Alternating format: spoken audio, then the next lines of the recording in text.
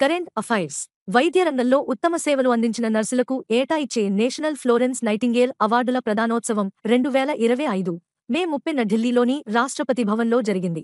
దేశవ్యాప్తంగా 15 మందికి రాష్ట్రపతి ద్రౌపది ముర్ము ఈ పురస్కారాలు ప్రదానం చేశారు. ఇందులో ఆంధ్రప్రదేశ్లోని Kurnool regional health and family welfare training సెంటర్లో ఈఎన్ఎంగా సేవలందిస్తున్న వలివేటి సుభావతి ఉన్నారు. ఆమె రాష్ట్రపతి నుంచి అవార్డు, ప్రశంసాపత్రం, ₹1,00,000 నగదు అందుకున్నారు. అమెరికాలో ప్రతిష్టాత్మకంగా నిర్వహించే జాతీయ స్పెల్లింగ్ బీ 2025 పోటీల్లో హైదరాబాద్ మూలాలున్న ఫైజాన్ జాకీ 13 ఏళ్లు విజేతగా నిలిచాడు. టెక్సాస్లో ఉంటున్న ఇతడు 21వ రౌండ్లో స్క్రిప్స్ నిర్వాహకులు అడిగిన క్లెయిర్ అసెస్మెంట్ అనే ఫ్రెంచ్ పదం స్పెల్లింగ్ను సరిగా చెప్పి ఈ ఘనత సాధించాడు. ఇప్పటివరకు 4 సార్లు స్పెల్లింగ్ బీ పోటీల్లో పాల్గొన్న జాకీ 2024లో రన్నరప్ గా నిలిచాడు. తాజా పోటీలో విజేతగా నిలవడం వల్ల $50,000 నగదు, ట్రోఫీ సహా మెరియం వెబ్స్టర్ నుంచి $2,500 బహుమతిని జాకీ అందుకున్నాడు. ప్రభుత్వం 2024-25 ఆర్థిక సంవత్సరానికి ద్రవ్యలోటు లక్ష్యమైన 4.8% జీడీపీలో సాధించిందని కంట్రోలర్ జనరల్ ఆఫ్ అకౌంట్స్ 2025 మే 30న తెలిపింది.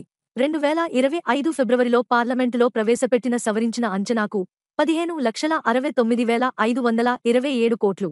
దగ్గరగా ద్రవ్యలోటు 15,77,270 కోట్లుగా నమోదైంది. 2023-24 ఆర్థిక సంవత్సరంలో ద్రవ్యలోటు 5.63%గా నమోదైంది. అంగారకుడికి సమీపంలోని 2016 అనే ఒక గ్రహశకలం నుంచి నమూనాలను సేకరించేందుకు చైనా తియాన్వెన్-2 అనే వ్యోమనౌకను ప్రయోగించింది. దీన్ని దక్షిణ చైనాలోని అంతరిక్ష కేంద్రం నుంచి లాంగ్ మార్చి 3B రాకెట్ ద్వారా నింగిలోకి పంపింది.